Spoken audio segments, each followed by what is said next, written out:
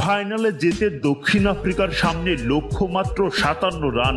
Over প্রতি তুলতে হবে মোটে 2.85 রান করে। এই রান নিয়ে শুরুতেই লড়াইয়ের আভাস আফগানিস্তানের। সতীর্থদের তাকিয়ে তুলতে দফায় দফায় মেজাজ হারান রশিদ খান। ফজল হক ফারুকী তুলে নেন ডিককের উইকেট। নাভিনের বলে এজ হয়ে উইকেট কিপারের হাতে ধরা পড়েন মার্করাম। তবে আম্পায়ার নট আউট দিলে রিভিউ নেওয়ার জন্য উইকেট কিপার গুরবাজের দিকে ইঙ্গিত করেন রশিদ খান। তবে সাড়া পাননি, তাই তো রিভিউ নেননি। পরে দেখা যায় রিভিউ নিলে নিশ্চিত উইকেট পেত আফগানিস্তান।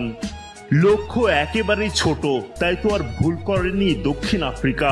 রিজা হেনড্রিক্স ও মার্করামের ব্যাটে ঠিকই পায় জয়ের দিশা। সেমিফাইনাল জিতে ফাইনালে তারা। ইতিহাস গড়ে সেমিফাইনালে উঠে দক্ষিণ আফ্রিকার বিপক্ষে টস জিতে আগে ব্যাটিংয়ের সিদ্ধান্ত নেয় আফগানিস্তান।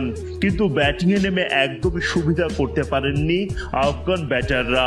ঝড়ের বেগে উইকেট তুলতে থাকেন প্রোটিয়া বোলাররা।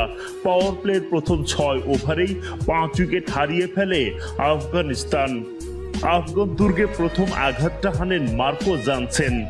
ফর্মে থাকা ওপেনার রহমানুল্লাহ গুরবাজকে রানের খাতায় খুলতে দেননি। গুলবাদিন নাইবকে ফিরিয়ে দ্বিতীয় উইকেটটাও তোলেন জানসেন।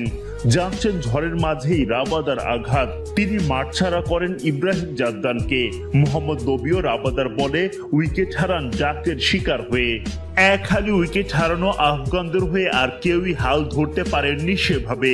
নরকিয়া তাবরিজ শামসিদের আঘাতে একের পর এক হারাতে থাকেন উইকেট। ইনিংসের বয়স যখন 10 ওভার, তখন রশিদ খানদের সংগ্রহ 8 উইকেট হারিয়ে মাত্র 50 রান।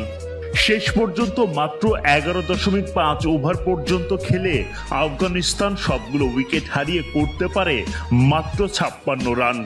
মাত্র 57 রানের টার্গেট, সেটা তুলতে আর চোখ করেনি দক্ষিণ আফ্রিকা।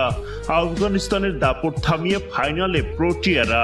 দ্বিতীয় সেমিফাইনাল থেকে আসা ভারত কিংবা ইংল্যান্ড হবে তাদের প্রতিপক্ষ।